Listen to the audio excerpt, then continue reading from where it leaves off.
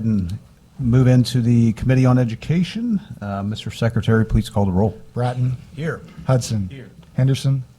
Gregory. Nierenberg. Here. Schroer. Weber. Here. All right, quorum being established, we're going to move into hearing bills. We're going to hear two at the same time. Senator Ben Brown's 1194 and Senator Trent's 1653. There was a substitute that was distributed, but I mean, I just got it, so I have not even had a chance to even go through those changes. So, Senator, if you could, I know you brought them, so present them as necessary. So, proceed. Thank you, Mr. Chairman, members of the committee. Curtis Trent, representing Senate District 20. I will present from the substitute that was distributed.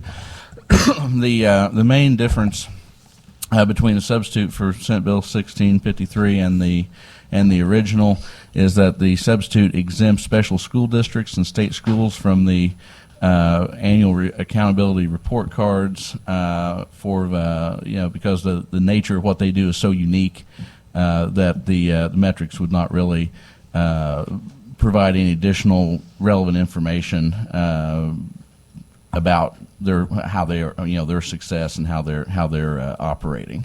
There are a few other changes, and I will note those as we go through the bill. So the bill requires the State Board of Education to create a standardized accountability form so that parents, taxpayers, and the general public may easily understand a school's performance. This information must be published each year. Originally, it was in July. That has been changed in substitute to September 15th, first to schools and then publicly. And by September 30th, which was originally August in the original language, is now September 30th in the substitute. The school must make the accountability scorecards available on their website. The scorecard utilizes an A through F grading scale, which itself is based on a 0 to 100 score metric. Failure to test at least 95% of students results in a letter grade demotion, and there's also some rating factors that are used in this analysis, and I'll discuss those when we get to those in the bill. I'm just going to keep going kind of chronologically through the bill as it flows. The next piece is the Show Me Success program, which will be implemented after the 2026-2027 school year. This program provides results-based financial incentive structure for schools. $100 per student to schools in the top 5% of all public schools or top 5% of student growth, and $50 for those between 5 and 10% of performance or growth. And those funds are set aside and used for teacher recruitment and retention, which is a change that is in the substitute. Originally, it was going to be used for a one-time recurring bonus to classroom faculty and staff, and now that money will be directed to recruitment and retention. Next, growth to proficiency standard will measure if a student is on a trajectory to achieve grade level proficiency within 3 years or grade 10, whichever is earlier. And the rating factors that will be used, which we referred to in the earlier part of the bill, overall student academic achievement, student academic growth of all students, and specifically also in the lowest quartile for K through 8 and 4-year graduation rate plus success ready graduate measurements for high school. So for K through 8, the apportionment is thus: academic achievement 40%, value added growth 30%, growth to proficiency 30%. For high school, academic achievement, which is distributed evenly between overall achievement, value add growth, and growth to proficiency, is 75% of the score. What they call success ready graduate is 15%, and then a 4-year graduation rate is 10%. Of the metric that's used for the evaluation there. Schools shall report on 6-month graduates for any of those who join the military, attend further education or training, or who are employed at what the substitute calls skilled workforce position. but which I kind of think of as like full-time competitive work, like you have entered the workforce. The State Board of Education is required to develop an accountability scorecard for overall statewide performance. Originally in the bill, that was a DESI scorecard, but the substitute changes that to just an overall statewide performance metric. And then finally, to make sure that this is not a bill that would ever become stagnant, the A through F rating increases by 5% increment every time 65% of schools around the state earn an A or B rating. So there's a treadmill for success that you're always trying to kind of pursue higher achievement as time goes on. With that, I'd be happy to answer any questions and turn it over to my colleague for his presentation. Thank you. For the record, my name is Senator Ben Brown in the 26th District. I'd like to thank Mr. Chairman and the committee for the opportunity to present Senate Bill 1194. My colleague, the senator, did an excellent job kind of going through the bill. Just a few things I'd add. You know, every mom and dad in Missouri, they already understand what an A, B, C, D, and F mean, simple standards. They know what a good report card looks like. But when it comes to schools, they're handed pages of acronyms, charts that don't really tell them anything in plain English as to how their child's school is actually doing. So a few other additional points I'll make just to kind of support the presentation that Senator Trent gave. 22 states currently have accountability systems beyond what's required for federal law. 11 states have a similar A through F report card. I believe there was a map that was distributed to the committee. Just a few examples of in the real world environment, some of the impacts these have had. In Mississippi, they went from 49th in fourth grade reading to 9th in fourth grade reading since they passed this. Tennessee went from almost dead last in fourth grade reading to top 15 in the nation. Louisiana went from around 31st nationally to now around 23rd. So states that have implemented this, they're seeing results, and I believe this is a great opportunity for us to improve our education system overall and improve transparency. And with that, I'd also be happy to answer any questions. Well, thank you for your presentation. Now, when it comes to the scale, are the percentages what parents know them to be of, like an A is a 100 through 90%? Because I know there were a lot of districts that were kind of giving a little wiggle room to what those percentages and grades were, making sure that an F is an F and not moving the scale, shifting the scale, so to speak.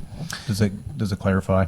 Yes, I mean it uses the A through F is based on the underlying 0 to 100 point score, and then the different metrics are a different percentage of that score. But yes, I think it's going to be the A through F model that everybody is familiar with.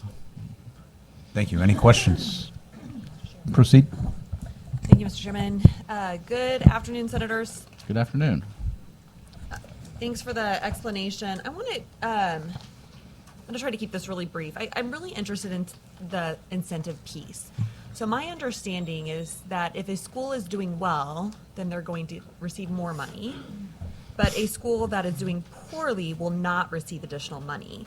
So my question is, how are they expected to improve then without additional money? Well, I don't think that money is what is making the difference here in terms of performance. If schools were failing to perform because they didn't have sufficient funding, that's the thing that we could just address with more money.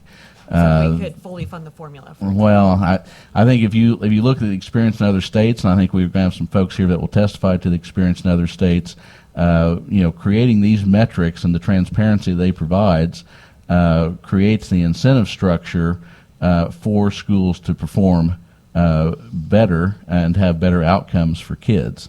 And not to, let me phrase it this way.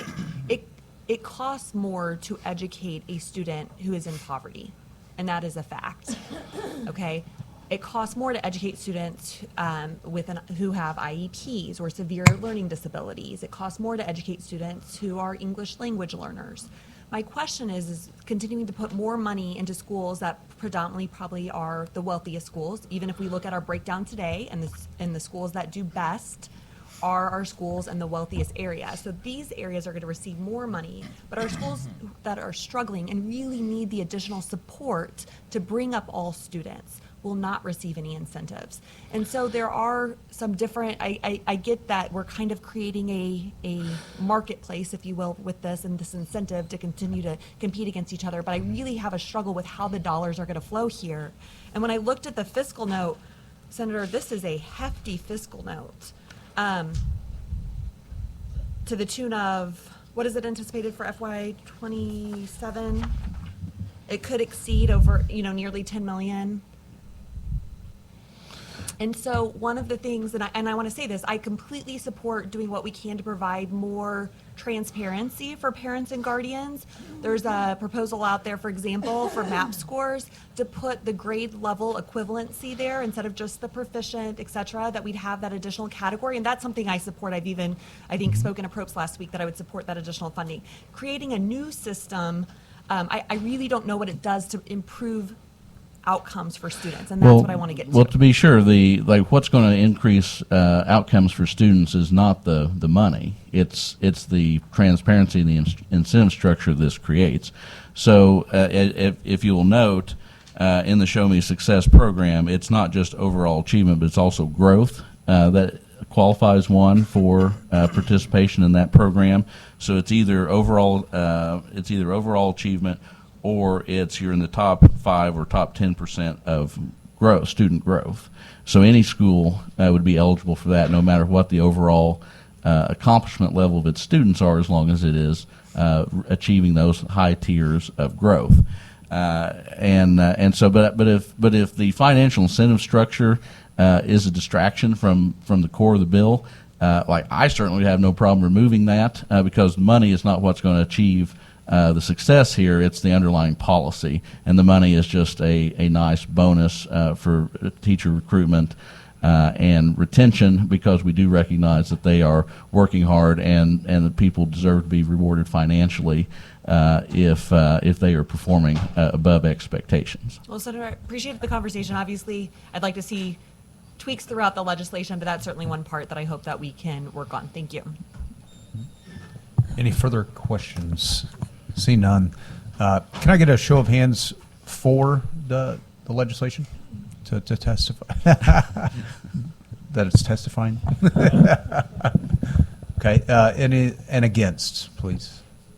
Okay. All right. We have a hard stop at 1:45. I just want to make sure we had time. So if you wish to testify in favor, please come forward. Please remember to fill out a witness form. And make sure that your microphone is on, since we do have people listening. I just want to say, I apologize. I have another hearing scheduled, so I'm going to have to step out here shortly. But Understand. We'll also be freeing up a spot for our witnesses, so I guess it works out okay. Perfect. Thank you, Senator. Proceed when you're ready. Hello, I'm so excited to be here. My name is Rachel Cantor. I am currently the Director of Education Policy at the Progressive Policy Institute, but for 17 years prior to that, I ran Mississippi First, which is a state-based education policy nonprofit in the state of Mississippi. I'm originally from Mississippi. I grew up there, went to public school there, and was a public school teacher there. I'm here today to talk to you about this exciting bill to move to an A through F accountability system, which is something that Mississippi did back in 2012, before actually we passed any of our literacy reforms. And one thing that many people don't know, because it hasn't been published very much in the national media, is that all of our literacy work and the other work we did to support teachers was built on top of a solid foundation of transparency in our school accountability system. We had to change expectations for students. We had to have an accurate measurement of those expectations, and then we had to do a much better job telling families and students and teachers in schools what their school data actually looked like. We moved from a system that was very confusing for everyone involved, and that confusion actually masked a lot of low expectations for kids on what we had for them at school. And so we changed to our A through F model, and it was more than just changing the labels from what we used to have, which were descriptive labels, to something that every parent understands, an A through an F, to also raising the rigor in our system. So we moved to a system that was based on actual meaningful data for student achievement. What does meaningful success look like for kids? And we decided that it looked like proficiency in K through 8 and growth in K through 8. And our growth model was a standards-based growth model, which meant that you were moving towards a bar of proficiency from year to year, because that is what is meaningful to children. We actually got rid of our old value-added growth model in doing that, because nobody could predict at the end of the year whether or not children would meet growth. You needed all the data in the state and a PhD in statistics to be able to calculate that. But every teacher and every student knew if they scored a level 1 last year and they scored a level 2 this year, and that meant that they got closer to a meaningful measurement of student achievement. And so our accountability model became weighted towards this measurement of growth that was really meaningful and proficiency. And then in high school, graduation rates, as well as measures of whether or not people were taking advanced coursework and achieving meaningful measures of success in that advanced coursework, how they were doing on the ACT, these other measures of success that would carry them through to their post-secondary careers at the high school level. So we changed the system that's far more transparent, far more rigorous, and far more predictable for everybody involved. Once you get your test score data, you know your graduation rate, you know exactly what letter grade you're going to get in the state of Mississippi. That was highly motivating to schools. They could see their progress no matter what kinds of kids they were serving, whether they were low-performing kids or high-performing kids. They could see how they could make progress on the accountability system and get that A letter grade and get that B letter grade. And over time, what that meant is that our schools really bought in, and we really moved the needle in the state of Mississippi. Many people have called it a miracle, but I call it a marathon. It took 20 years and a lot of hard work on the part of our families, our students, our teachers, to get to where we are today. I'm very happy to be here, happy to answer any questions that you have. I'm really excited to see the state of Missouri really show some leadership on this issue, where a lot of states are backing away from transparency and accountability, and that's actually the secret sauce to how you move achievement for kids and make meaningful progress. Thank you. Now, thank you for your testimony. I know what's been referred to as the Mississippi miracle of how you guys have transformed your education, and especially the literacy aspect of it. But I guess your testimony in a nutshell is that you had to have the knowledge of knowing where you're at, where you're starting, to be able to then move forward, correct? That is exactly right. There is no continuous improvement process in this entire world that does not require transparency in data. You have to be honest about what your results are before you can move them. And we realized in the state of Mississippi that we were not being honest with families or with teachers about how children were actually performing. We had to change that. And then we did science of reading and pre-K and a host of other things built on top of a foundation of honesty. Oh, thank you very much. I appreciate it. Any questions? See none. Thank you for your testimony. Okay, we're going to, oh, well, never mind. Is he coming? Okay. We're going to pause real quick because I know we have members that do have to leave and going to move into executive session. We just have a few bills we're going to exec on real quick, and then we'll move right back into the testimony for. He's coming in. All right. I make a motion that we move into executive session. Have a second. We're in executive session. I make a motion that we bring up Senate Bill 1351. I have a second. I make a motion that we do pass Senate Bill 1351. Any second? I have a second. Any discussion? Okay. Seeing none, Mr. Secretary, please call the roll. Brattin. Aye. Hudson. Aye. Gregory. Henderson. Nierenberg. Aye. Schroer. Weber. All right. By your vote of 5-0, the motion passes. I make a motion that we bring up Senate Bill 1085. I have a second. I move that we adopt the Senate Committee substitute for Senate Bill 1085. I have a second. Discussion, the substitute is what was presented to us in the committee last week. So there's no changes. This isn't anything that wasn't already heard last week. So discussion. Okay, see none. And I move that we adopt the substitute. All those in favor signify by saying aye. Aye. Opposed say no. The ayes have it. I move that Senate Committee substitute for Senate Bill 1085 do pass. Discussion. Or can I get a second? Second. Got a second. Discussion. See none. Mr. Secretary, please call the roll. Brattin. Aye. Hudson. Gregory. Henderson. Nierenberg. No. Schroer. Weber. By your vote of 3-2, motion passes. I make a motion that we take up Senate Bill 1029. Have a second. I move that we adopt Senate Committee substitute for Senate Bill 1029. Have a second. Discussion. This is the substitute that we heard on my 1029 for the accountability portal for the financial aspect of districts. Mr. Chairman. Oh,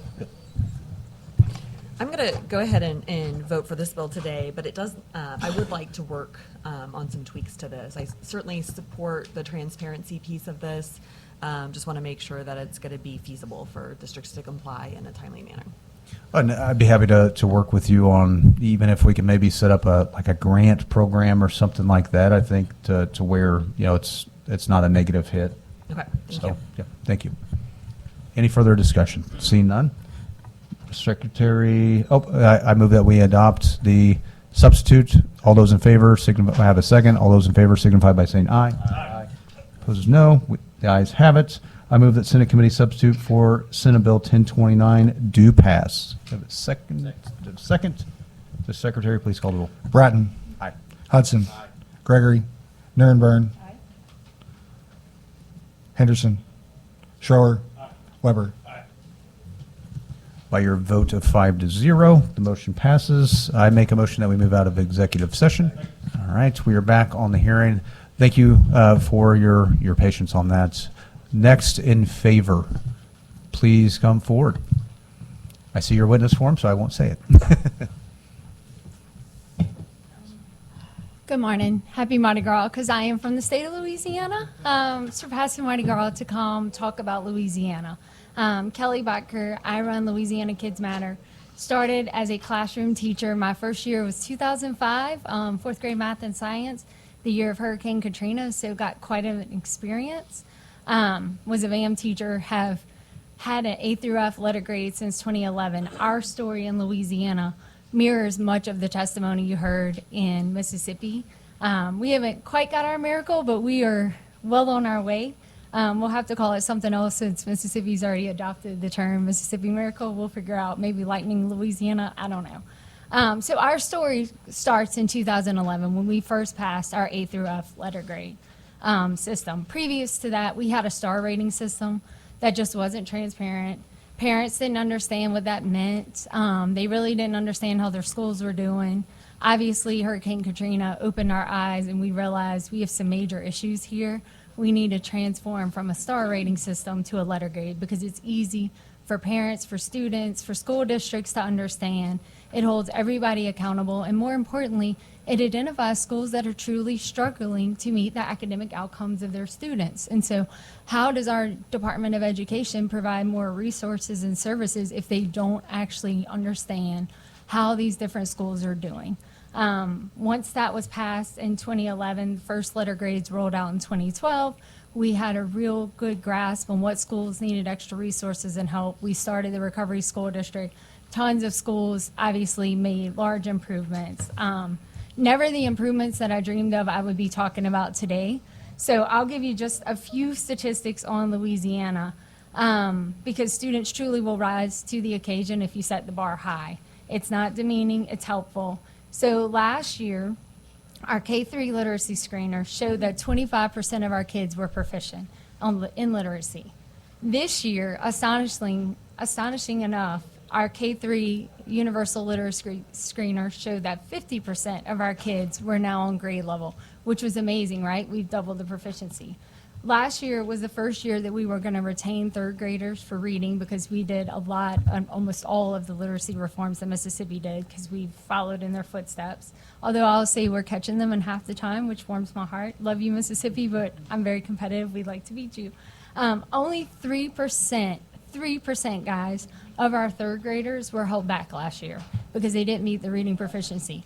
At the beginning of the school year, it was 75% of our kids were not on grade level in third grade. So only to have 3% shows you that an A through F accountability system truly does work, and students will rise to the occasion. We aren't trying to make it punitive. It's not punitive. It's really to help those schools that are truly struggling with their kids.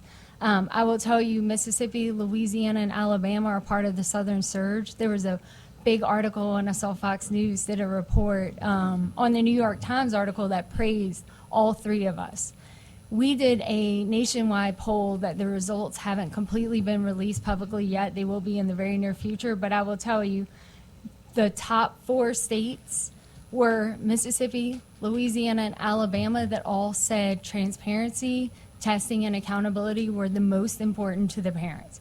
And so it's not left on me that the data says these parents want this information, and the top 4 states in that polling were part of the Southern Surge that is just leading the country. I mean, our kids are doing things I never thought possible. Have we changed our accountability system over time? Yes. I'm happy to report Louisiana has the strongest accountability system in the country. It went into effect this current year. Tons of schools have already, as to the testimony from Mississippi, calculated their grades. They know what their scores are going to be. It is both based on flat scores as well as growth. Like growth is, so there are tons of schools, especially in New Orleans and inner city Baton Rouge, that are going to have a little bit higher score than what they would have previously because of the growth, because they're actually moving their kids.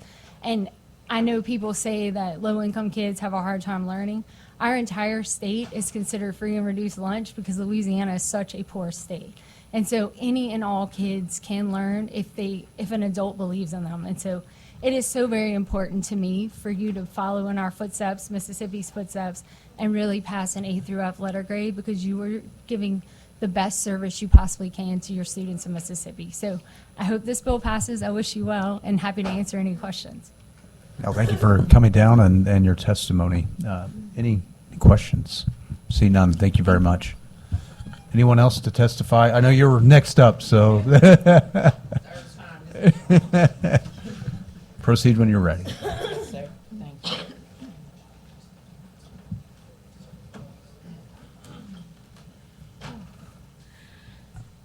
Good afternoon, members of the Senate Education Committee. My name is Maury Scott, and I am an advocate fellow for Missouri Charter Schools, and I'm here in support of Senate Bill 1194 and 1653. As of January 13th, 2026, an announcement was made regarding the status of St. Louis Public Schools. Their accreditation had been dropped to provisional, meaning that they met only the basic standards but therefore lacked qualifying for full and long-term accreditation. As a grandmother and great-grandmother, I am here to represent and testify to the fact that fine minds are yet being nurtured throughout the Missouri education system. This particular bill would indeed put our school system in a position to maintain equal footing, which is a most welcomed addition indeed, and also that we as grandparents and parents, it's what we've been wishing for. We're here to speak in agreement of HB 2710 submitted by State Rep. Dane Deal of Butler, Missouri, which requests accountability measures for elementary and secondary schools. This bill requests annual accountability report cards for public schools to provide information regarding school performance, reporting requirements, and to satisfy federal levels relating to students, staff, and the finances. This bill asks the State Board of Education to assign a rating of 0 to 100, A through F, for each public school in its district, taking into account academic achievements and assessed through the Missouri Assessment Program. It goes further to request the establishment of the Show Me Success program, which would award financial rewards to schools with high performing levels. Allow me to interject that, as previously reported, these requested checks and balances already exist within the charter school infrastructure. My friends, please be advised that we are all struggling, if not financially, then in spirit. However, this situation we find ourselves struggling through, this is not our final destination. As a body of those in a position to make profound decisions for those who cannot, should we strive for unity as opposed to division and stand for bills such as this, which require accountability for schools in charge of our children's educations? We can actually be on course to leave this world a better place for those we leave behind. Now, this part is from me. It's not from the school system. But Psalm 82, verses 3 and 4 teaches us that we must defend the weak and fatherless, uphold the cause of the poor and the oppressed. We must rescue the weak and the needy and deliver them from the hand of the wicked. As always, I beseech you this day to simply keep striving to do what's right, not what's popular. Please pass Senate Bill 1194 and 1653. I thank you so much for your time. Well, thank you for your testimony. You're welcome. Any questions? Seeing none, thank you very much. Thank you. Anyone else to testify in support? Okay.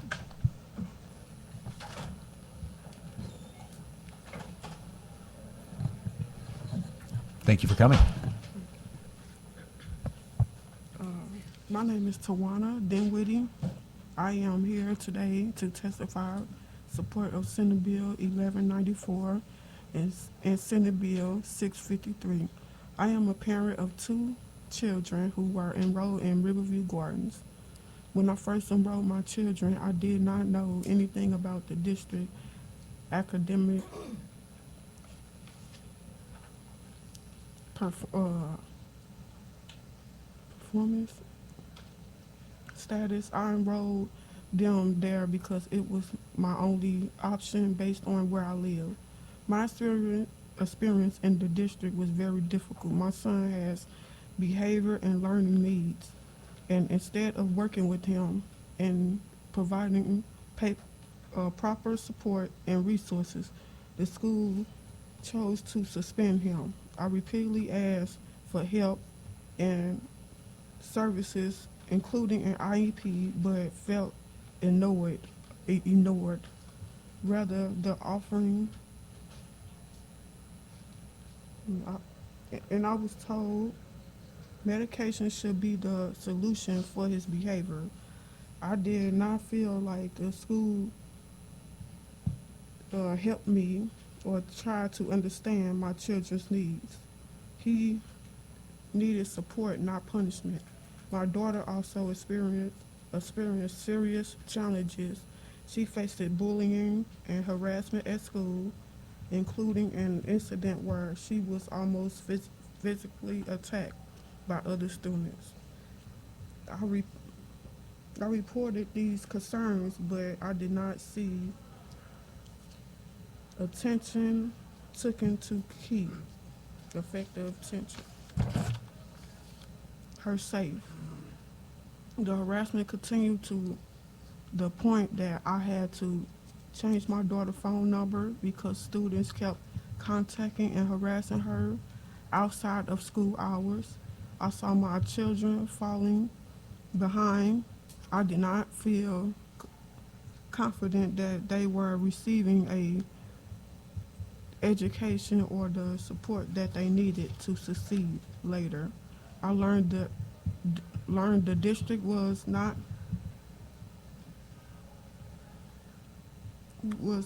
unperforming, and I was shocked. I wish I had known sooner, and I had been given other educational options for the beginning, so I could place my children in a school that would protect them and meet their education needs. I support Senate Bill 1194 and Senate Bill 1653 because these bills move us towards a system that clearly grades schools and more performing easy for parents to understand. When schools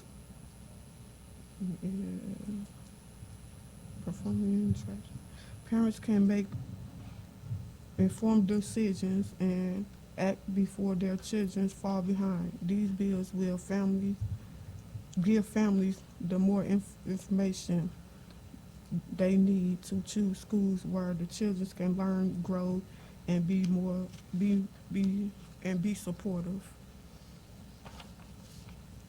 Well, thank you for your testimony and what you've had to go through with trying to make sure your kids are getting an education. There's a lot of parents that have had to deal with that, so I appreciate your courage coming up here to testify to that, so thank you. Any questions? See none, thank you. Anyone else to testify in support? We do have a few more bills, so if we could be a little more expedient, I apologize. I hate that we are limited on our time. Good afternoon, committee members. I am here in support of SB 1194 and SB 1653. My name is Tanya Cowan. I am the mother of Kayliana Cowan. Kayliana Cowan is 12 years old, has Down syndrome, and is currently in the 6th grade. Whenever Kayliana was in 3rd grade, I was happy. She had a wonderful teacher who clearly cared about her. I trusted that she was in good hands. I believe the school was meeting her needs. But now, 6 years later, my daughter still cannot read, write, or even spell her name. As her mother, this is heartbreaking and deeply concerning. I have come to realize that the school is failing Kayliana. And if I had known sooner, I would have made different choices for her education. This is exactly why parents need clear, honest information about school performance. An A and F grading system would have given me the warning signs I needed years ago. Instead, I trusted a system that wasn't working, and my daughter has lost precious time she can never get back. Just recently, this district lost its accreditation, a clear sign that these problems go beyond my daughter's classroom. But by the time parents like me find out, it's often too late. I believe Kayliana is not receiving the education she needs to succeed in life. It feels like compliance matters more than progress, and that is not acceptable for any child, especially a child with special needs. My daughter deserves more than just being placed in a classroom. She deserves safe, supportive, and nurturing learning environment that is focused on her growth, her strengths, and her future. She deserves real opportunities to learn, communicate, and become as independent as possible. I am advocating for better educational options and for transparency that helps parents make informed decisions before years are lost. Every child deserves an education that works for them, and every parent deserves to know the truth about whether their child's school is delivering. Thank you for listening. Thank you for your testimony and your story. Any questions? Seeing none. Thank you very much. Thank you. Anyone else to testify in support? Please come forward. Don't be bashful.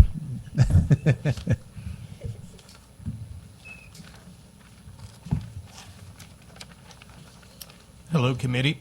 Thank you for having me today. My name's Jordan Zachary, and I'm the legislative director for Excel in Ed in Action, and also regional advocacy director for our sister organization, Excel in Ed, which is a student-centered, policy, solutions-oriented organization. I'm here to rise in support of both pieces of legislation, 1194 and 1653.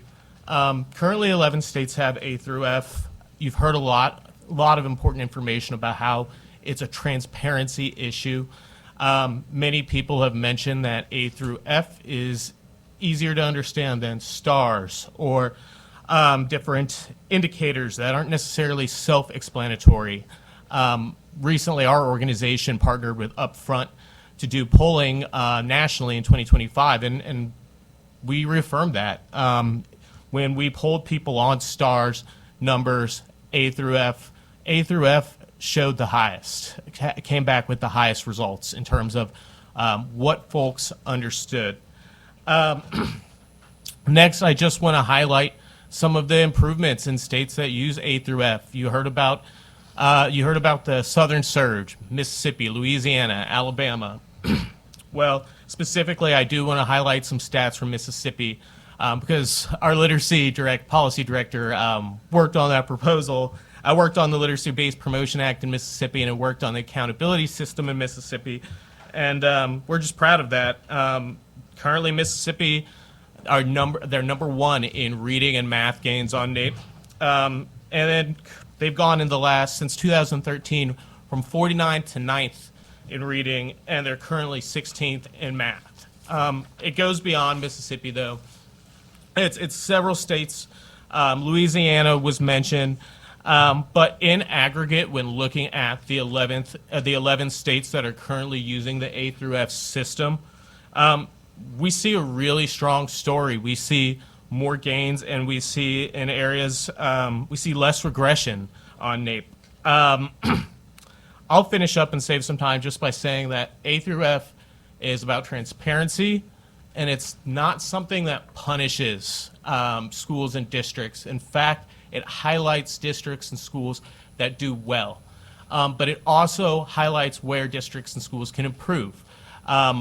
We've seen in Florida, there are literally districts competing to see how do we get our schools make sure we have schools with 0 Fs, 0 D ratings. There's pride in this. So on both sides of the coin, whether a school is low performing, high performing, or so on, an A or an F, it highlights the positive things about these schools, and essentially this policy also helps identify where schools can improve.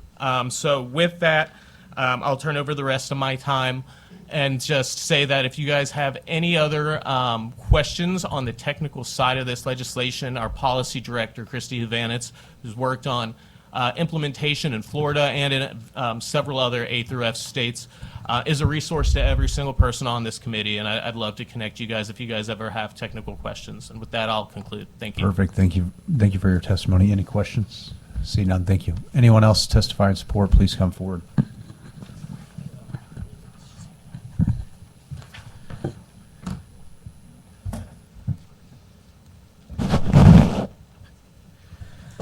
Thank you. Jim Malley, Director of Missouri Policy for Aligned. I will keep my comments brief as I know you guys have a full agenda. Aligned supports this legislation because it creates a more transparent, student-centered accountability system that measures what truly matters for student success. We believe it is important that the bill requires the clear A through F school and district report cards that include student achievement and academic growth. I will turn my time back over, but I'm happy to answer any questions. Thank you for your testimony. Thank Any you. questions? See none. Thank you. Another testimony in support, please come forward. How many more do we have in support? Okay. Hi, Corey Codell. I'm the Education Policy Director at the Show Me Institute and also a professor at the University of Missouri. Worth mentioning for this particular bills, a small part of my job at the University of Missouri is that I work on the growth model that the state uses for producing the growth measures for schools and districts. I have some prepared marks that cover a lot of ground folks have already covered, so I won't waste any time with that. I just want to say a few quick things, and then I'll leave my prepared testimony, and you feel free to follow up with me. The main things I want to say here is, and it's kind of been touched on, I want to be part of the Southern Surge. I want to be one of the states where the kids are really excelling in school. They're doing it, and all these kids are doing better than our kids, and it's not like it's a pie that gets cut up and everyone just gets, the pie can be made bigger. We can all do it, and our kids can learn a lot more. So I really hope that, this is one of the handful of core components that these Southern Surge states are doing, so I hope we'll do that.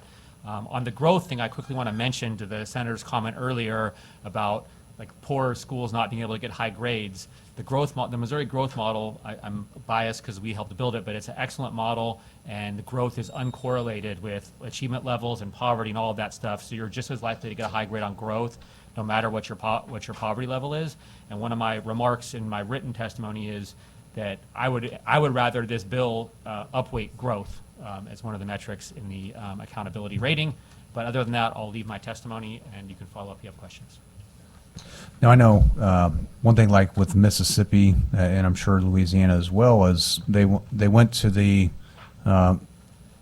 collegiate level and to their teaching programs to make sure that, you know, they're teaching the new reading, science of reading throughout for their teachers to start, you know, that aspect, even at the dyslexic aspect of the science of reading and Orden Gillingham or whatever, to where that's just infiltrated within the reading program as is. I mean, do you see that in Mizzou and others? Have they started what? Because we've passed these standards, but have you seen that start to materialize in the teaching programs of the universities? So I'm not prepared to speak on that today. I do know some folks at DESE could probably give you that information Okay. about what's happening. All right, I'll ask. Thank you. Yep. Sorry not to put you on the spot and go down the rabbit trail, but I just wanted to see if you knew, since you're a professor. So Yep. Thank you. Any questions? See none. Thank you. Good afternoon. Good afternoon. Thank you, Mr. Chairman. Members of the committee, Scott Swain, representing the Missouri Charter Public School Association. I've got written testimony I'm just going to hand in. A lot of it's been reiterated. The one thing that I wanted to point out the most, this is not intended to be punitive, right? I think it's to give a gauge, a judgment of kind of where things are, to show where that growth needs to happen and where it should be rewarded. So I'm going to go on record in favor. Thank you very much. Any questions? See none. Thank you. Anyone else to testify in sports? Okay. All right. We'll start for against. Please come forward. Please remember to fill out I know you know the drill, but anyone else to fill out a witness form. Thank you. Oh, I did. That's all right. Thank you, Mr. Chairman. For the record, Steve Carroll, registered lobbyist here on behalf of the St. Louis Public Schools and on behalf of the cooperating school districts of Greater Kansas City, 37 public school districts on the western side of the state. Just wanted to go on record in opposition as currently written. I appreciate the sponsor putting this forward, thinking this is good public policy. You can't argue with that transparency. I would hope that he would take into consideration maybe a couple changes if this bill moves forward. I wish every school in this state were the same. I wish they operated under the same circumstances. Wish they had the same type of children that go to them. But the fact is they don't. And schools are different in various surroundings and communities. I think one of the things that in the bill, the Show Me Success, extra money or whatever going to the top performing, I think that's just opposite. I think it ought to be going to the bottom 5% performing schools to be used specifically to help them improve their academics. It doesn't need to go to the better schools that may be in wealthier areas. If you know the St. Louis area, those schools in Ladue, Webster Groves, Clayton, they're going to do well. Chances are every time they're going to be A or B schools. But the ones in North St. Louis City, for instance, chances are they're going to be C, Ds, maybe even Fs. They're the ones that need to help. Do it. Give them the money as grants and make them show that they're going to use it and improve in 2 years. And if they don't, make them pay it back. Put a little carrot with a stick approach. But it's just the overall concept of this, a public school has to take in whatever child walks through their front door and all the social problems, the challenges that student may have. That student may have left that school. What I'm trying to say is you're just judging and grading that bricks and mortar, that school in a particular community or in a particular environment that's just not good for learning. That child may be coming into that school that didn't get a good night's sleep because they were sleeping on the floor, worried about a bullet going through a window that could kill them. Or maybe they didn't even have a bed to sleep in. They had to be in some shelter. Or maybe the only warm meal they got was at school that day. They didn't get fed that night. And yet you expect them to go in and maybe do well on a test, and then the school is the only one getting graded. So I think some societal issues have to be factored in to when you do these grades is all I'm saying. So I'll be happy to answer any questions. Thank you, Steve, for that. Now we just had Louisiana and Mississippi, who I'd say probably some of the poorest regions of the United States. I mean, you have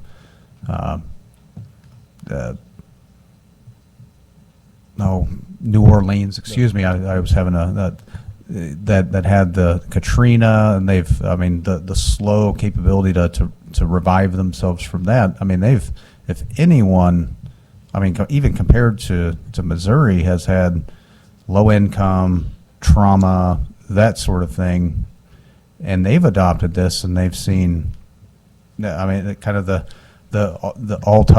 tides rise all boats, approach is what it seems like, at least in the numbers that I get. I guess that's where I don't know. Well, I think you also have to follow the state funding. I think their funding mechanism's a little different. Here in Missouri, the St. Louis Public Schools, they get practically nothing out of the foundation formula. It's all local funding. They don't get any help from the state.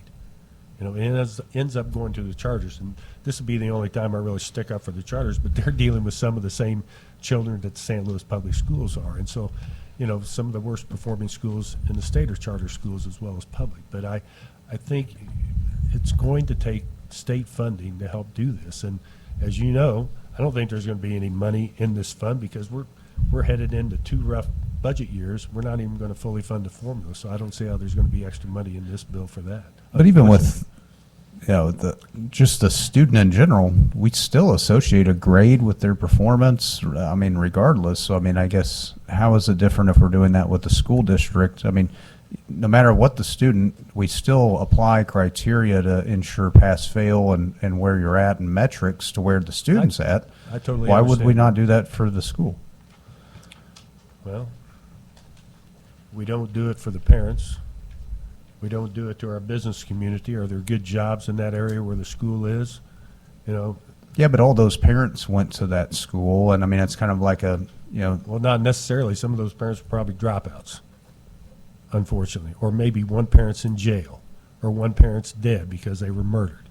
I mean, Yeah. they're not two-parent, two-income, things I going on. agree with that, yeah. I mean, it's difficult. It's challenging. I'm not saying this bill is totally bad. I get it, the transparency, but I just think there are factors that need to be calculated into it, Mr. Sponsor. Yeah. No, I hope you see my heart. It's not an attack on you, and I understand you're I trying totally to, get it. but no, I appreciate it. Any other Matter of further philosophy. questions? Thank you. Thank you. Thank you, Steve. Anyone else testify in opposition? Please come forward.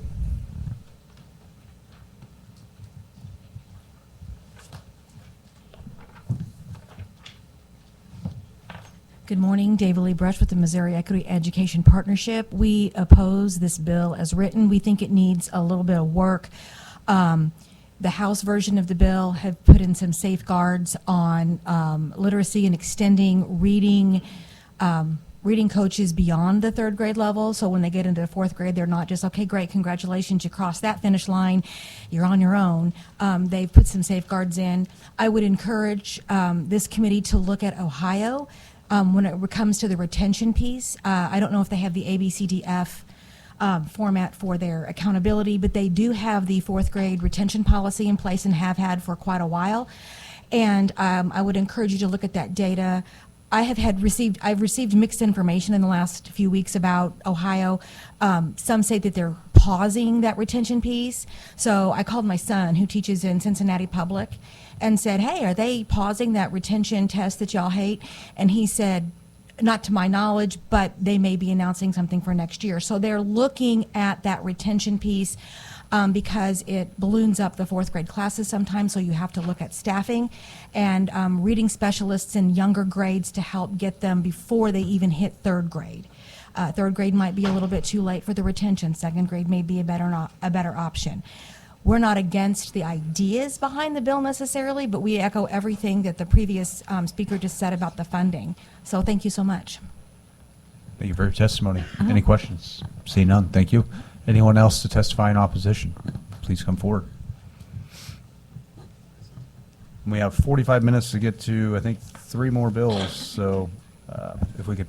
Mr. Chairman, I'll be brief. Thank Otto you. Fajan on behalf of Missouri NEA. I think we would like to speak in opposition to the bill, although, if you look at where the state is this session, the governor has also issued an executive order So realistically speaking, the state is probably bound on a course towards having an A through F letter grade for schools. We have consistently thought that didn't have a whole lot of merit. But I think the thing we'd really like to point to is it would be, in our estimation, very disappointing if what you all did this session in education was to codify provisions about the existing state mandated tests and the other state process that's imposed on our public schools without some kind of acknowledgement, because to a degree you're going to be burning this house of cards down probably in the next couple of years.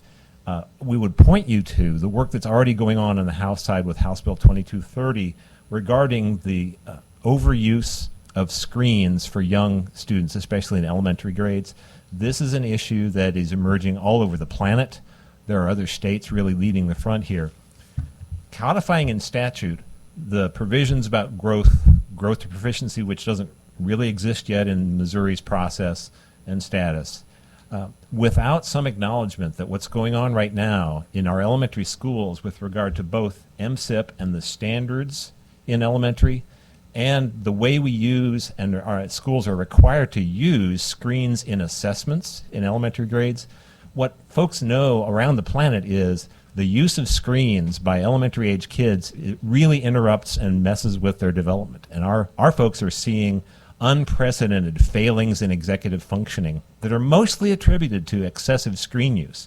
And then our teachers are in some districts, they're forced to implement a curriculum for elementary kids, like kindergartners, first graders, strictly on a device. That is much more the pivotal issue for this year than whether we already got APR, we have already got characterizations, we already got numbers. Much more pivotal than just calling that a letter grade is what are you all going to do about the childhood that our kids have in elementary and preserving their experience and their privacy in elementary grades. Happy to answer any questions. I don't And you know have if forms on both. Okay. All right. Thank you. I don't know if you may have walked in after the fact, but I had asked a question about what has the NEA done for, I guess, ensuring that like the science of reading and the literacy aspect? I wrote the bill for the women of the Senate 4 years ago. Yeah, no, I know. But has the NEA like implemented like training programs and stuff? I know I'll see if the thousands of our members have taken the letters training.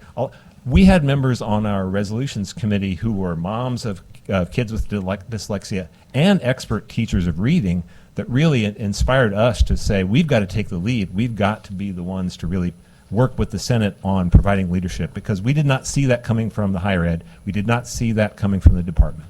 Yeah. So so higher ed still is kind of lagging behind of implementing There's a this? bill.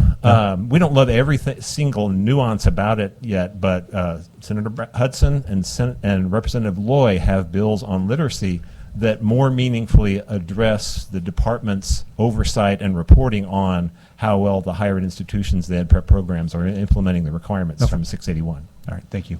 Any questions? Oh, proceed. Briefly.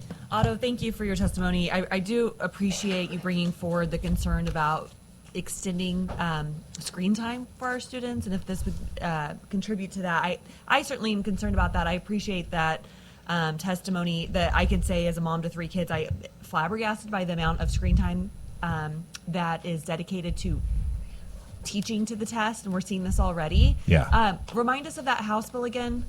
Is it House Bill 2230? 2230, and is it filed over here in the Senate? I don't believe it is. Well, hopefully, if that makes it over here, I think that definitely merits some of our time. And then the other thing I wanted to bring up, again, I've always had a lot of concern about teaching to the test. I saw it when I was in the classroom. It still exists today. Any concerns here about tying this to our current math and EOC Absolutely. versus what we've had before in robust conversations in this committee, include the Educational Freedom Act, and moving away from that? That's the overlay. I didn't want to, we don't have time to, this is not the time, but there will need to be and will be conversations about what's been done by corporate interests to public education over the last 35 years. But a part of that, through standardized testing, once the capture was really completed by No Child Left Behind in 2001, look what's tested. The core function of public education is to sustain democracy. We don't look at tests of social studies, of civics in that process, right? So we've been taken off track. So yes, that's also looking at the full core curriculum across all the curriculum areas would make some sense also. Okay, thank you. All right, any further questions? Seeing none, thank you very Thank you, much. Mr. Chairman. Anyone else?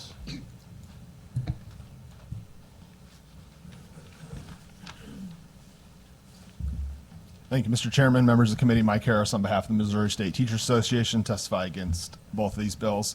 MSTA supports accountability systems that generally improve student learning and don't disagree that the current accountability system has its issues. However, our adopted resolutions clearly oppose systems that rely on high-stakes, test-driven measures that do not include local input and buy-in. Happy to take any questions. Any questions? Seeing none, thank you. Anyone else testify in opposition? Okay, see none. Informational purposes? Oh, are you against or for informational? Okay, all right.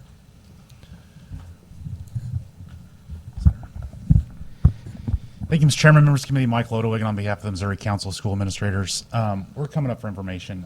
I think largely we have committed to work with the department, state board, and the commissioner on implementing some sort of an A through F. I think the A to F is a bit of a misnomer of what this really is, and I just want to talk about some of those dynamics. Essentially, the way this bill works is it just pulls out test-based accountability. It's just going to be standardized test-based accountability, which we can go down that path. I think that seems to be where folks want to go, and so I just want to talk a little bit about that dynamic. First, one of the concerns that we have with this is that it overlays yet another grade card. This would be the third grade card now between MSIP, the grade card statute that currently exists in statute, and then now this new one. I would ask that whatever we do tries to streamline those sort of things so that we are all focused on the exact same thing, because the last thing our administrators need, our principals in particular, is to have multiple things that we're focusing on rather than leaning into this very thing. Okay, again, this is test-based accountability. So that is going to create a number of dynamics that we are going to have to address. That if it's going to be implemented with fidelity and our folks are going to succeed, we have to have the tools in order to do those sort of things. But first, it needs to focus on what is in the school's control, right? I'm not going to go down this path of socioeconomics and everything else.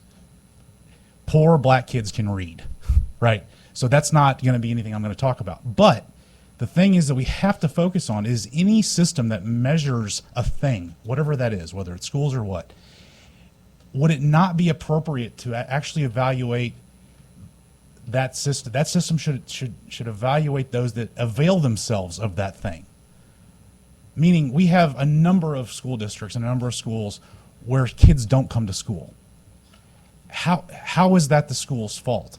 And if that is going to be the school's fault, our policymakers going to give schools the cover to go get those kids and get them to school so that they can actually be there to learn?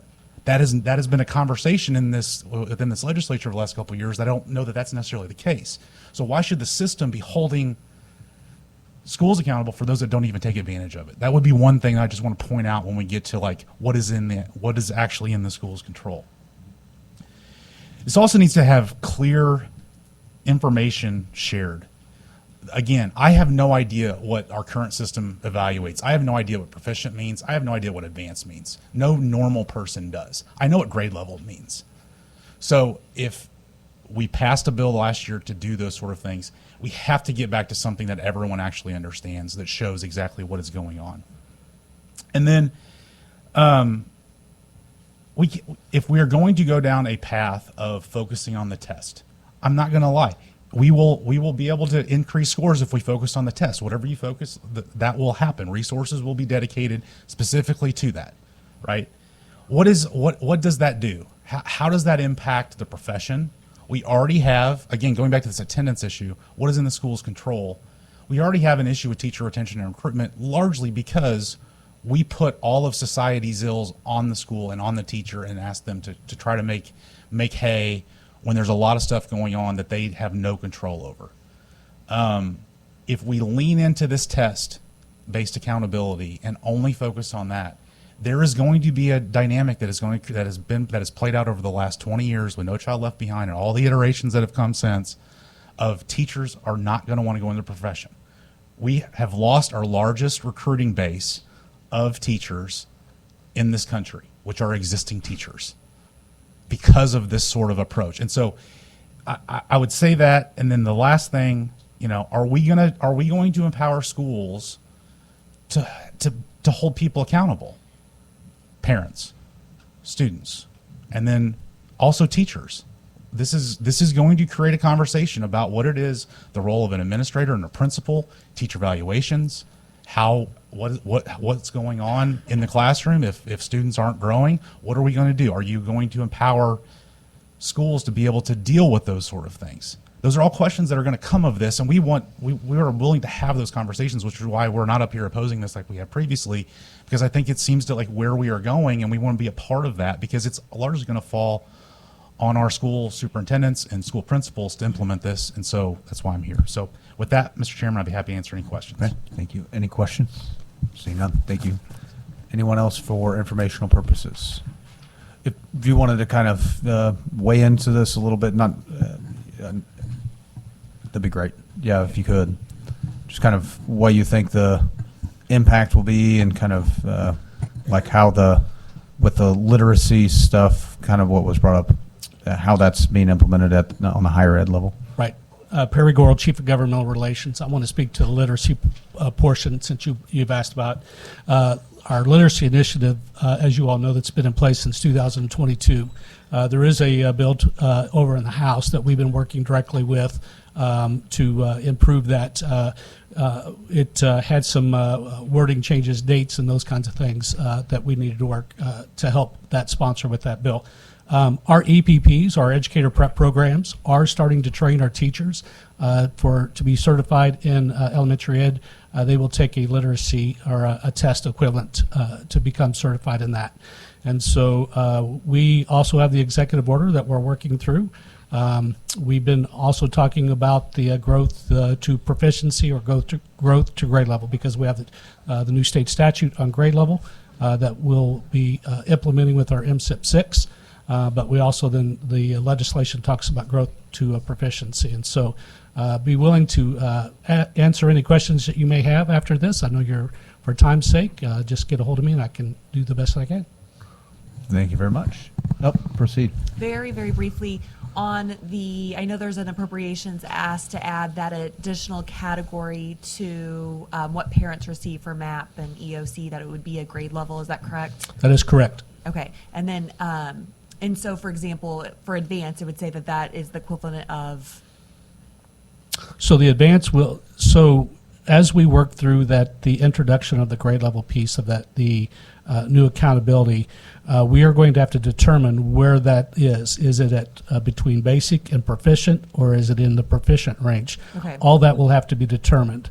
That's the cost for the state to determine that. It takes individuals much smarter than I am to be able to determine. But again, the department's looking at moving toward that. So we are parents currently know if yes. their kids at grade level, below grade level, above grade level, etc. Yes, we are currently working on that. Okay, thank you. Any further questions? Seeing none, thank you. Anyone else for informational? Okay, seeing none. Senator, any quick closing remarks? No, just appreciate the committee's time and consideration. Thank you, Mr. Chairman. All right, thank you. That will conclude the hearing. We are going to move to Senator Washington, 1383. I thought I saw the senator in here. Oh, okay, perfect. Proceed when you're ready, Senator.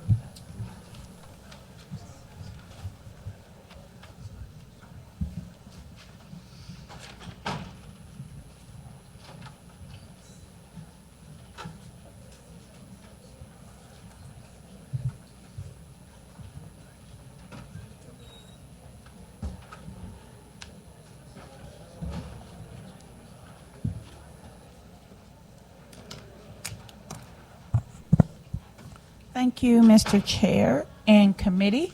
I appreciate being here today. For the record, I am Senator Barbara Ann Washington. I represent the 9th District in Kansas City and Jackson County. I am here today to present Senate Bill 1383, which does expand upon our current agricultural education pilot program and provides an opportunity for more schools to take advantage of this amazing program. Now, there will be a new sub. I think we did try to pass that out.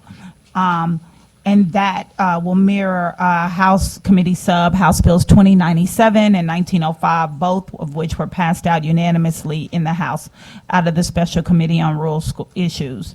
So my school made me say rural schools. The biggest change in the sub is going to be that instead of this being a mandate for our elementary schools, it'll be an opportunity for them to opt into this program. So as we know, agriculture is the backbone of our state's economy, because without it, we don't eat. Without it, we technically don't have medicine, and in Missouri, we won't even have any gas for our cars. But many of our students, especially in urban communities, grow up without understanding where the food comes from, and especially the career opportunities available in the industry. For the past few years, the state has run a successful pilot program for agriculture education in the elementary schools, and so it's just time for us to move that forward. COVID showed us that we need to learn to be self-sufficient, and no better time than the present to mix that literacy, like y'all was talking about, with what they can go out and do in agriculture. The bill will transition the program from a limited pilot to a statewide voluntary option starting next school year, 27-28. Doesn't mandate any participation, but it does provide an opportunity that any school willing to integrate ag education into their curriculum has the framework to do so. And it will modernize our reporting by moving data report from the Ag Committee to the DESE website. In my district, we do have an agricultural high school. There is an agricultural high school also in Springfield, and those are the urban communities that have direct focus on that. And we've had that high school for over 20 years, so it's time for us to kind of move down. And when I talk to some of the farmers that come in, especially my cowboys on Cowboy Wednesday, they all say, you know, hey, bring some kids out to my farm. I want to show them a cow or whatever. And someone you and I served with, he ain't here, Bruce, I remember he put on the Twitter or whatever it's called now, how he had never seen a bull or a cow. And I, as a Kansas Citian, I just kind of thought that was odd because, you know, we see them all the time. So I want all kids to be able to know what that is, know where the cows come from. If the cattlemen's lobbyists come, they will share that I'm no longer allowed to speak to little kids about where the cows come from. I scared a little kid, but I still told them where it came from. They were eating spaghetti. So the program is that it was a 3-year program. It started pre-COVID, but with COVID, it wasn't able to take full advantage. So we have groups that are willing to testify today. And so it's more than curriculum. It's an opportunity to do a fair playing field on an area that we are losing. We are losing people that are going into this area in employment, and we are losing the opportunity for folks to know how to where food comes from and how to grow it. And with that, I'll take any questions. No, thank you for bringing the bill before the committee. Any questions for the senator? No. Thank you very much. Testimony and support. Please come forward. Please remember to fill out a witness form. Thank you very much. Yep. Good afternoon, Senators. Thank you. I'm Ashley McCarty. I'm the Executive Director of Missouri Farmers Care, coalition of the agriculture groups in the state. So about 10 years ago, we recognized that there was a gap. The gap needed filled between kids understanding where their food comes from, how agriculture touches their lives, how it drives their economy, whether they're in Kansas City or in rural Kirksville, where I'm from. I filled one out. Thank you.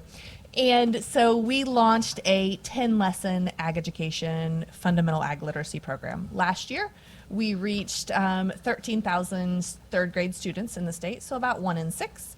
We have big aims to reach far more than that.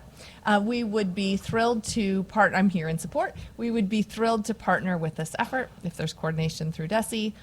We stepped in the gap because we understood that, as we just heard, elementary schools and teachers have their hands full. They have their hands full doing the fundamentals, and that people with knowledge, expertise, passion, and the backing of agriculture could come in and deliver hands-on STEM-based education, meeting state standards and curriculum, and we could do so in a way that connected students with their food and helped them be informed consumers down the road.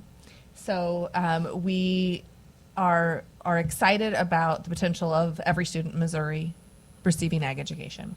And I think that that takes a lot of different routes, frankly. I don't think our program alone gets it done. I don't think all of our schools will be able to opt in because their plates are overflowing to full with all the needs that they have to address on a daily basis. Happy to take any questions. Now, thank you for your testimony and your program. Any questions? See none, thank you. Thank you. Anyone else testify in support, please come forward.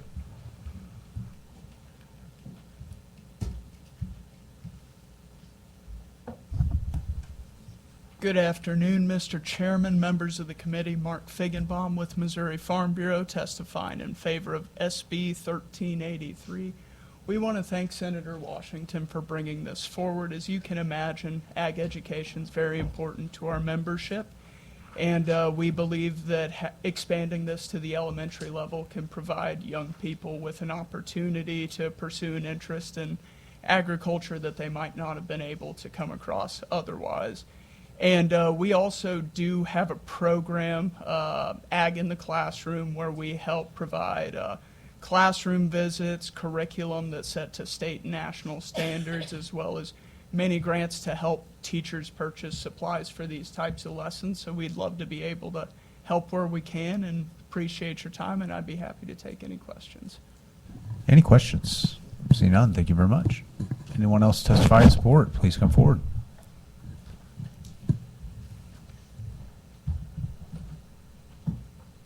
Mr. Chairman, members of the committee, Otto Fajan on behalf of Missouri NEA. We'd like to speak in favor of Senate Bill 1383. We also we really enjoyed the hearing on the House side as well. Glad to see Senator Washington has this bill on the Senate side. This is really important. It seems kind of strange that Missouri, as important as agriculture is in the state of Missouri, that we don't have a stronger presence and like our young kids knowing where food comes from, knowing how important agriculture is to the state of Missouri. As one of the prior witnesses said, this is going to look different all over the state. In some districts, they either already have or will be able to hire a specific educator for the elementary school to run this program. And yeah, it's kind of like for the other teachers, that's like a break because they'll be 45 minutes once a week with this teacher.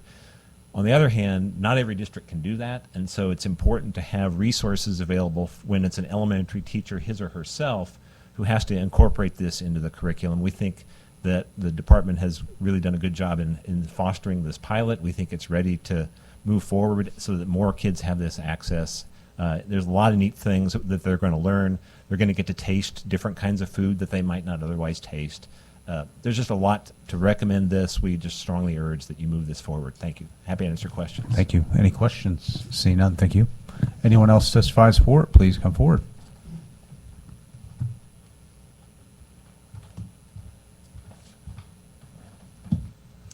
Thank you, Mr. Chairman. Ryan Gill with the Poultry Federation. We want to go on record in support as well for reasons already stated. Agriculture is much more broad than just general production farming.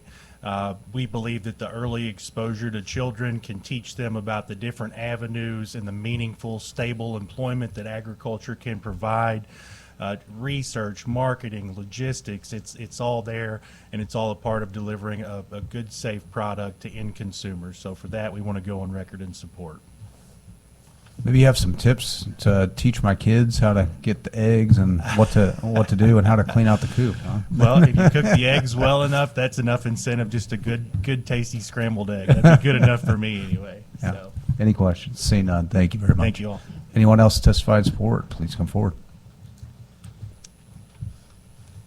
Mr. Chairman, members of the committee, Scott Swine representing the Missouri soybean farmers of the state. Certainly want to go on record in thanking the sponsor for sponsoring this. We, several years ago, gave an F-250 that had 285,000 miles on it. Might have been 385,000 miles. That runs on biodiesel.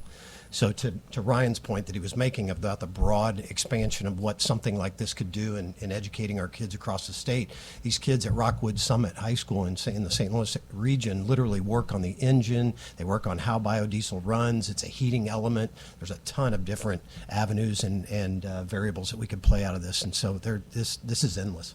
So thank you. Thank you. Thank you for your testimony. Any questions? See none, thank you. Anyone else testify in support, please come forward.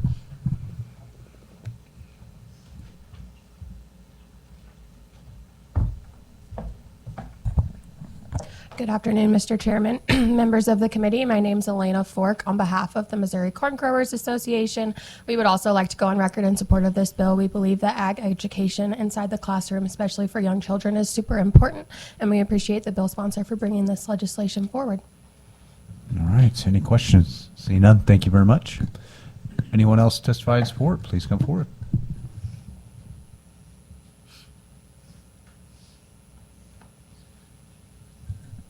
Thank you, Chairman, members of the committee. Megan Howerton here on behalf of the Missouri Pork Association. Just want to go on record in support. Thank you.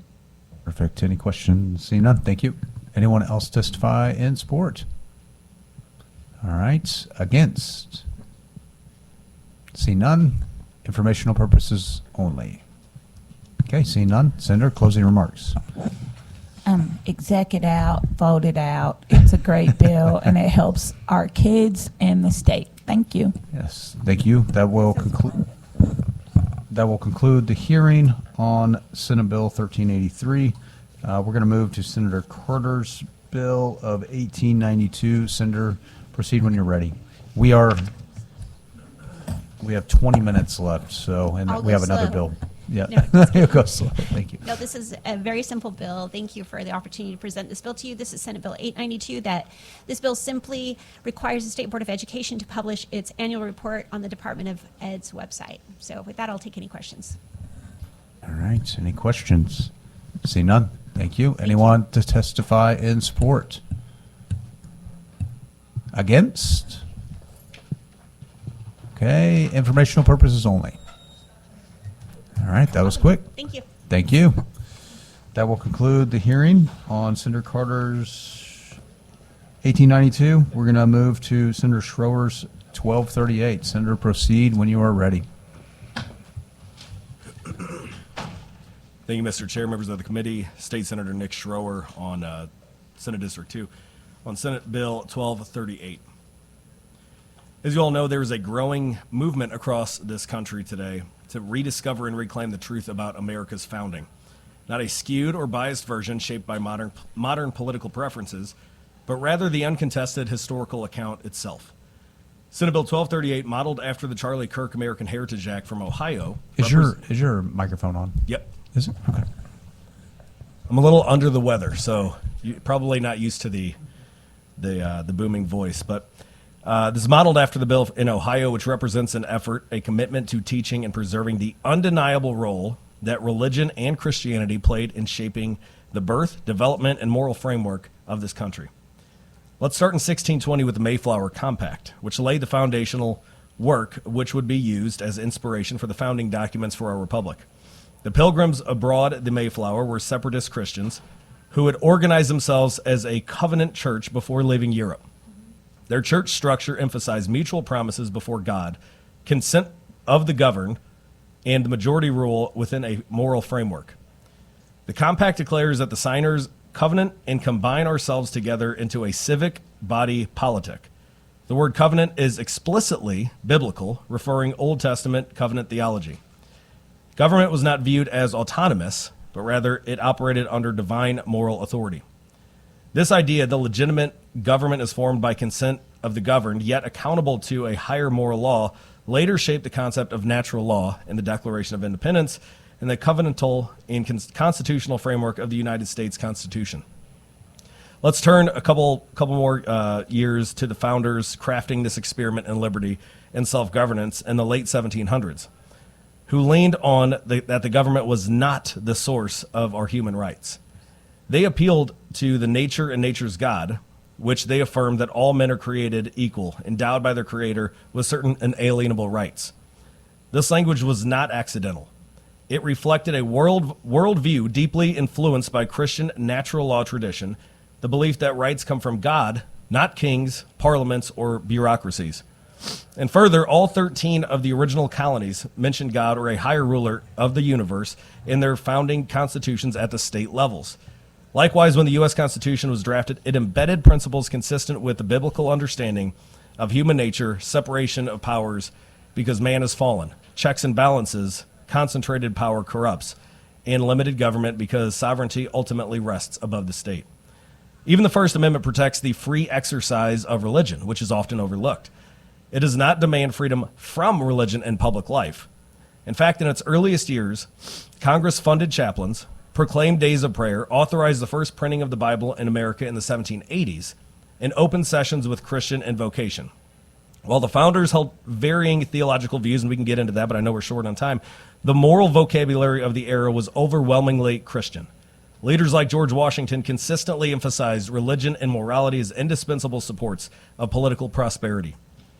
John Adams famously wrote that the Constitution was made only for a moral and religious people.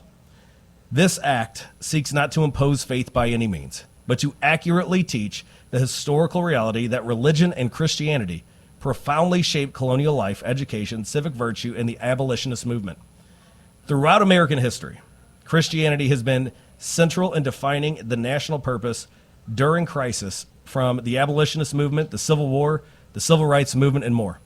Christianity did not merely just exist alongside of American history, it actively shaped it. Mr. Chairman, I'm going to summarize with this. The American experiment in liberty depends on remembering where our ideas of human dignity, equality, and inalienable rights come from. It's about preserving that memory so that the future generations understand that our freedoms were not accidents of history, but the fruit of a moral vision grounded in faith. If we forget that foundation, if we forget that everything that we just laid out here today, we risk losing the very principles that made this nation exceptional. And I'll close with one of our favorite presidents I know you and I share. Ronald Reagan said in 1984, "If we ever forget that we're one nation under God, then we will be a nation gone under." And with that, I know we're short on time. I'll open it up to any questions. I appreciate your bill, and I think teaching real, proper, true history is paramount. Again, I think as you stated, it's not swaying one way or the other, but it's actual objectable fact of the founding of this nation, and I guess bringing the prosperity that we've seen. So, thank you for bringing this. Any questions? Proceed. Actually, Mr. Chairman, before I ask my questions, just being cognizant of the witnesses, can we see how many people are here to testify in support or against? In support? Okay. And against? Okay. Just, we have a few. Okay. So I would just want to be respectful of their time of those folks. I'll try not to filibuster. Senator, yeah, and obviously, if this were to come to the floor, we'll have a very long conversation, I'm sure, about the separation of church and state, and quite frankly, how schools started, as they were religious schools, and there was a reason why they moved away from religion being taught in schools, and a whole host of reasons why we can get to make sure that they're able to best educate every student, to prevent religious oppression, to keep education neutral, avoid religious favoritism, et cetera, et cetera. And Senator, but you just briefly shared, on that, everything that we have in this bill is consistent with the Supreme Court precedent on teaching, just like Carla May's bill, Senator May's bill, just the past year on teaching the Bible. And so, yep, and we had those conversations. I remember I was in the House then, and when that came over, and there was nothing that prohibited the teaching of the Bible or any religious text for historical purpose. My problem here is, again, mandating a whole host of things into history curriculum, and then again at the risk of saying why, for example, we need to teach of the certain individuals in a certain religious tradition other than other religious traditions, and that's probably my concern. Were here. any of the historical points that I put in there, do you have any issue with them? Yeah, Are they went wrong? through Are they and, flawed? Again, we can have a whole long conversation.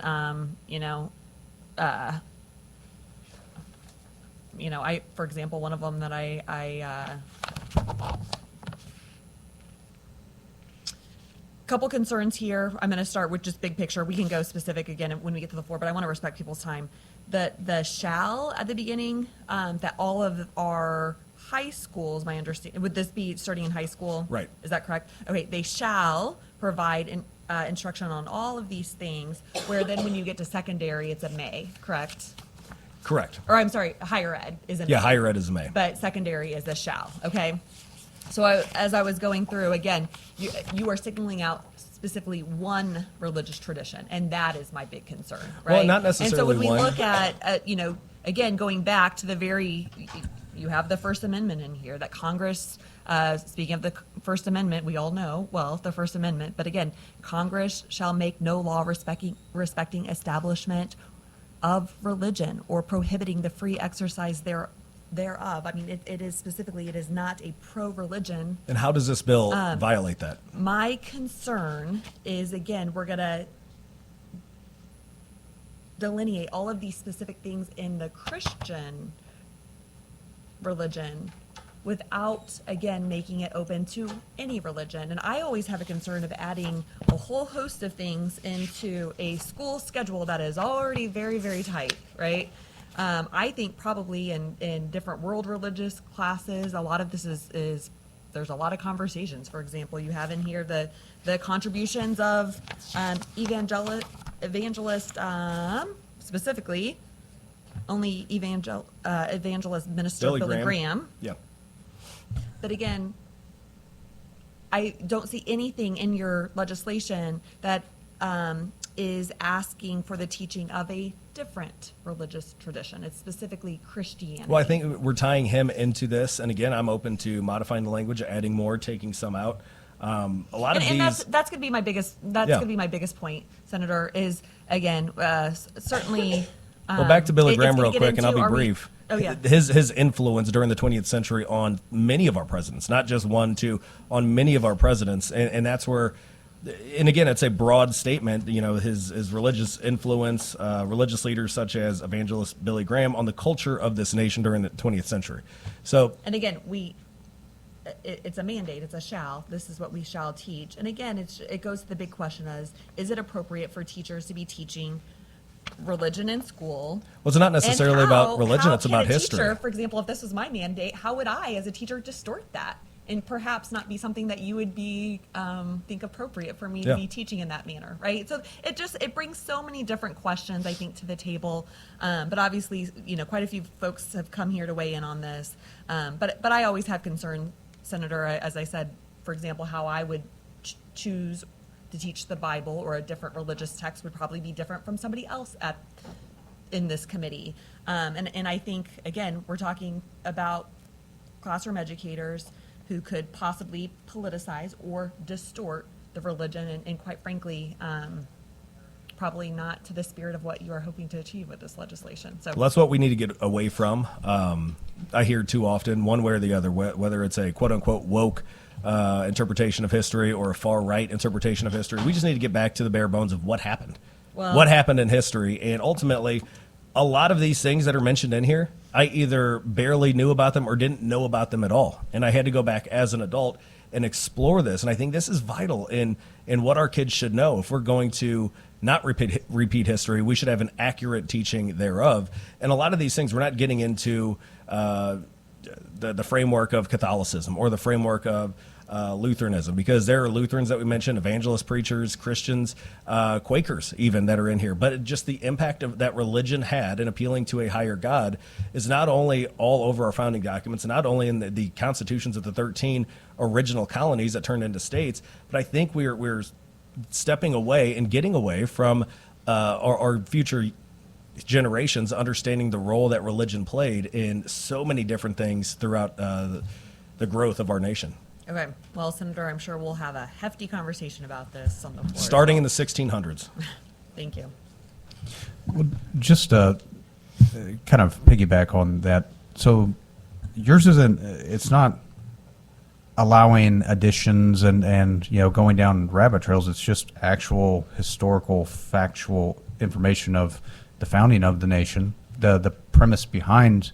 I see Benjamin Franklin, who's always thrown out there as a deist, but he basically saved the convention and brought everybody to a halt and brought them to prayer, and he prayed to I mean, that's not like invoking religion. It's stating exactly what actually happened during the convention and the fact that he actually did do those things. So it's one thing to go down and proselytize and give your heart to Jesus. This isn't what this is. This is explaining exactly what happened in real, true, recorded history of this nation. And and I would say that Senator May's bill from last year or the year before on the teaching of the Bible goes a heck of a lot further into Catholicism and Christianity than this would. And I think, if we voted for that bill last year, we should all be in favor of something like this, which is just teaching historical accuracies rather than politicizing or skewing what happened in history. Well, I think that's to the detriment of our country. I watched a deal. It was a take it to the streets where they go around and they interview people on their knowledge, and it was over President's Day, and they would show them this laundry list of all these these influencers and the Kardashians, whatever, and man, everybody knew every single one of them. But then they would say, well, do you know who this is? Well, it's George Washington. Like literally everybody's clueless to it. Yeah. And I think it's a cult of personality. It's and the intentional erasing of like our founding and not wanting people to know the real true religious, backing of what brought America to be America. Well, we need a new quote unquote Enlightenment period. We all have, and if you visit Monticello, you could see all the books Thomas Jefferson had, and they would travel a lot of distance just to get a single book. We have all of those books right on our phones, right on our computers, and we fail to watch them. So we need to do better. We need to do better at re-educating what really happened in America instead of focusing on a lot of these different extracurriculars that we are currently in our schools. Well, you don't even have to honestly go very far. I mean, you can actually walk out in this hallway, go to this rotunda, and actually read what's inscribed in stone, which is actual like scripture. Look what's above the Senate, which is Matthew 20:28, and to serve, not to be served. I mean, that was Christ in red letter, speaking that. Well, and all of our courthouses as well. Most of our courthouses have the 10th Commandment, the 10 Commandments in them. But even at the founding, like what form of law, was practiced at our founding? Was it case law? No, it was Blackstone, which has to do with natural law and a creator and an element. But these are things that aren't taught in school, and people have no clue even what you're talking about. So I think it's imperative to be an educated society. You have to know your history. So. Not to. I know we're limited on time, Senator. So I appreciate this bill just because I think this is truly lacking in our education today. Any further questions? Anyone to testify in support? Oh, please remember to fill out a witness form.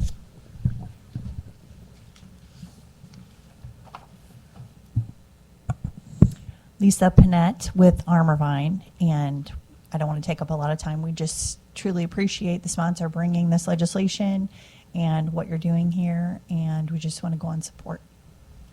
Thank you very much. Any questions? Seeing none, thank you. Anyone else to testify in support? All right. Against? Please proceed. Please remember to fill out a witness form. My name is Brian Kaler. I'm a Baptist minister, president of Warden Way, and the father of a public school student. Because of the biased framing and historical inaccuracies in this bill, I would urge you to vote no. It is important for public schools to teach the historical impact of religious individuals, groups, and ideas. However, this legislation starts off problematically by requiring schools to teach the positive impacts of religion on American history, as opposed to the complete history of how religion has impacted the nation. I wish it was all good, but sadly it is not, and we must teach history as it was, not as we wish it was. For instance, this bill mandates teaching how religious individuals like Booker T. Washington, Frederick Douglass, and Reverend Martin Luther King Jr. pushed for civil rights, in large part because they were motivated by their faith. And that is very good to teach. But our school children need a more holistic understanding, because the Christian faith was also invoked by enslavers to justify slavery, by Confederate leaders to justify fighting so they could continue enslaving people, and by segregationists to defend discrimination and condemn MLK. By only teaching one side of that equation, we give people an inaccurate understanding of American history and of religion. There are also a number of problematic examples the legislation says shall be included in the lessons. In the interest of time, I'll note just two. Item 9 says, Benjamin Franklin's appeal for prayer at the Constitutional Convention. What is left out of that is that Franklin's appeal was overwhelmingly rejected by the delegates after Alexander Hamilton and others spoke against it. So no, they did not actually stop and pray. Or here's a second item.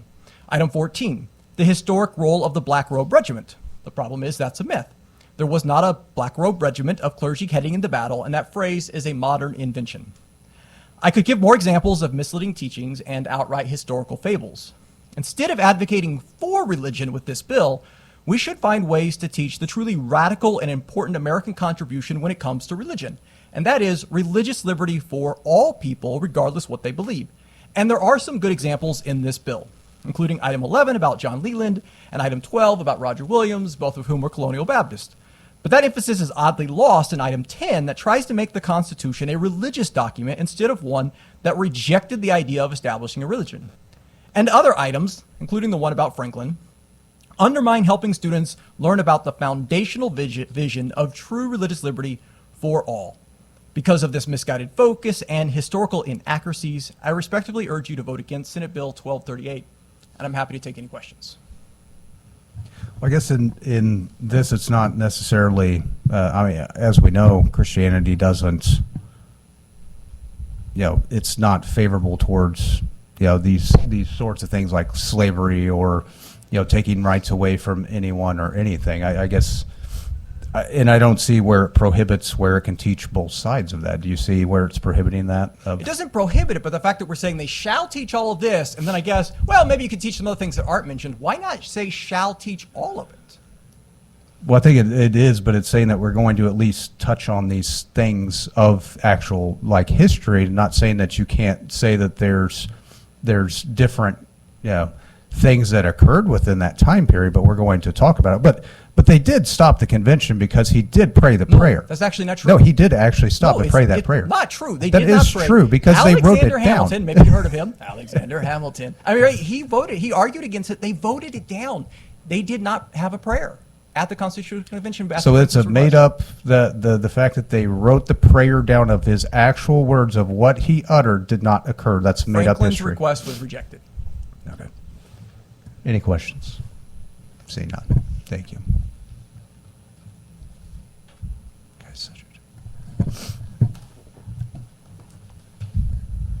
Good afternoon, Chair, committee members, Sage Coram on behalf of the American Civil Liberties Union of Missouri. I will abridge my comments given the time. We're going on record in opposition to this bill and would ask you to vote no on SB 1238. Simply put, we have grave concerns about how this bill would violate both the U.S. and the Missouri constitutions on grounds of religious freedom. Moving down, I will just say that the teaching of values is inherent in education, but such teaching should not be used as subterfuge for the teaching of a religious doctrine in violation of the Constitution's Establishment Clause. There are a diversity of Missouri families across the state that either adhere to another faith or no faith at all. And so the teaching of values in public school must have a secular, not a religious purpose, must be taught not as a doctrine. In summary, given our time, I'll just say that this will prevent schools from providing an equal education to all students, regardless of faith, and we urge the committee to vote no.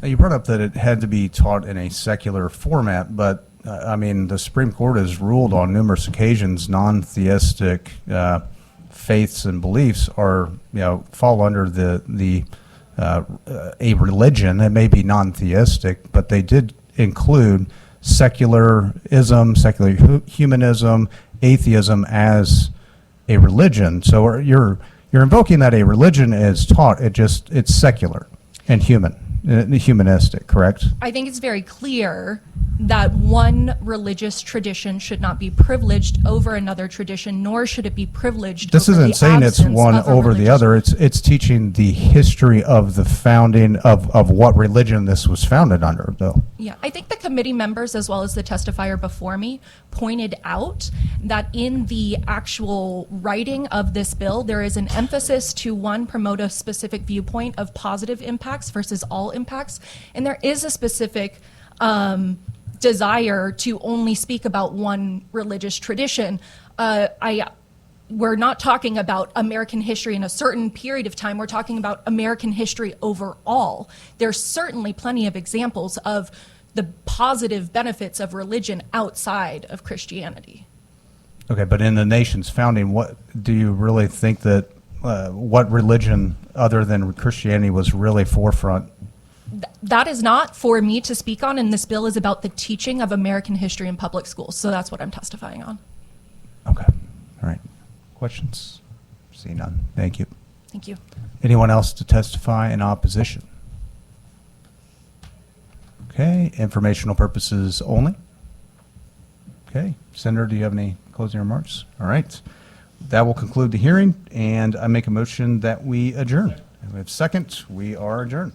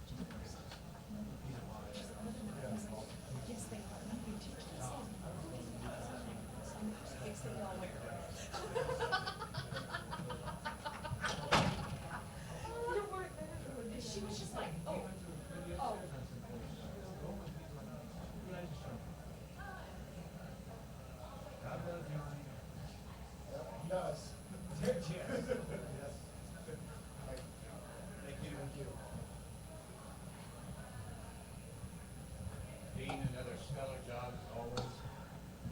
Duly noted. Oh, thank you. I was going to put you in for employee of the